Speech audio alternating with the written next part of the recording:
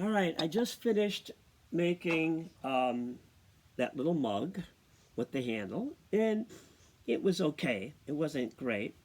So I thought I would do one more. Again, I want you to find a form that you could make a slab and drape your clay on it. And you can be playful with this. You can be inventive.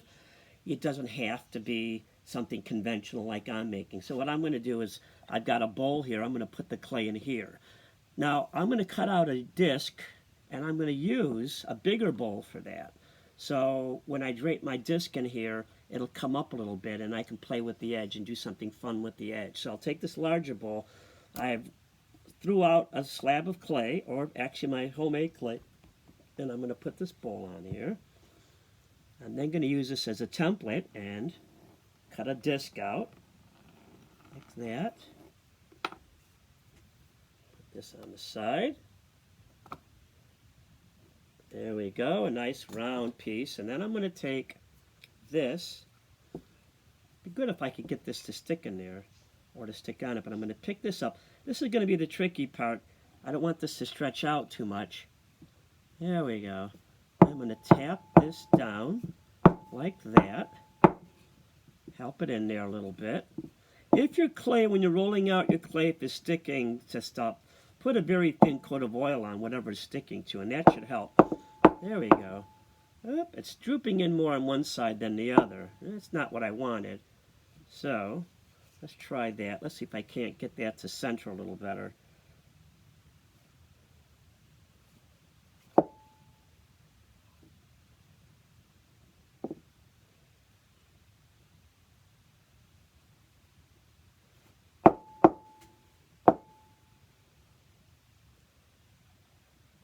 Kind of adjust things here a little bit. There we go.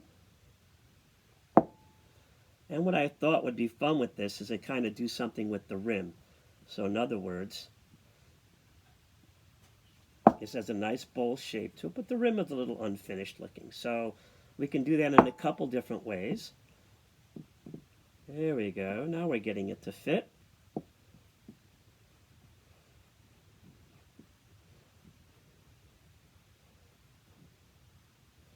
All right, so now my clay is going to take the shape of the bowl. But this rim is a little unfinished. So what I like to do is I'm going to take some pieces of clay and I'm going to roll out some coils. I'm going to roll out 3 coils. This clay, this homemade clay is interesting. It handles very differently than conventional clay, but it's not bad, and I'm actually surprised how well it does work. You know, it rolls out pretty well, makes a nice coil. As you can see, I'm able to throw it into a slab. It's not too bad. It's stuck a little bit to my surfaces here, but not bad, not bad. So let's make these a little bit small, a little bit thinner and longer.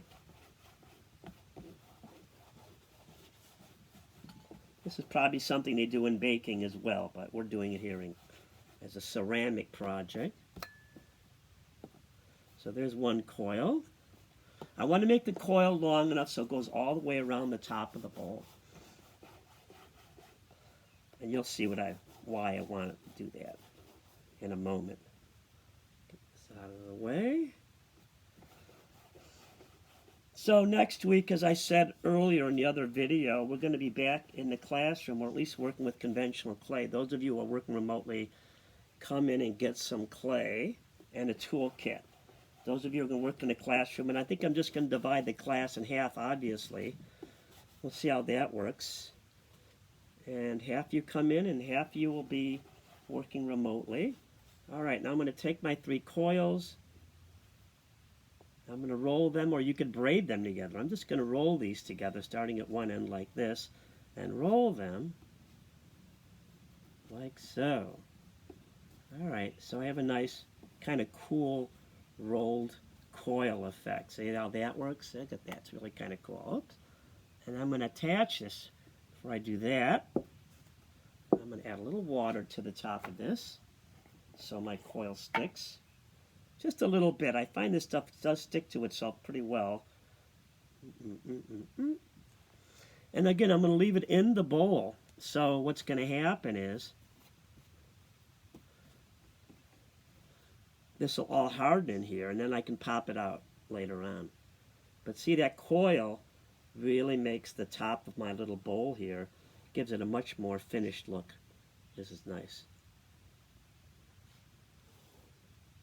Too bad this isn't edible. There's a lot of, actually it is. Everything in here is edible. It's basically flour and salt and water, but there is cream of tartar and there's some oil in it. So it doesn't sound like anything. I think the only objection I might have to eating this would be it's going to be really salty because there's a half a cup of salt here, you know, and 2.5 cups of flour. All right, there we go. So I have this beautiful shape.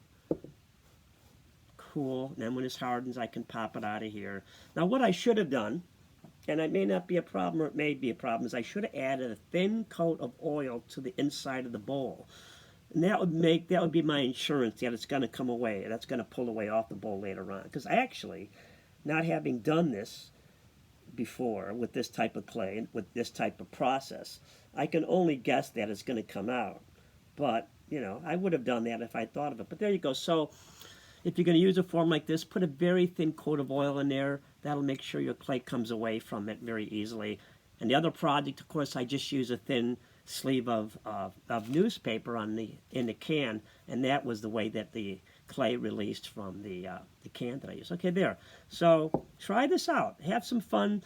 Do something, could be something a little less conventional than what I did here, but, you know, play around and see what happens. And then we'll see. I'd be interested in seeing your results. All right, thanks.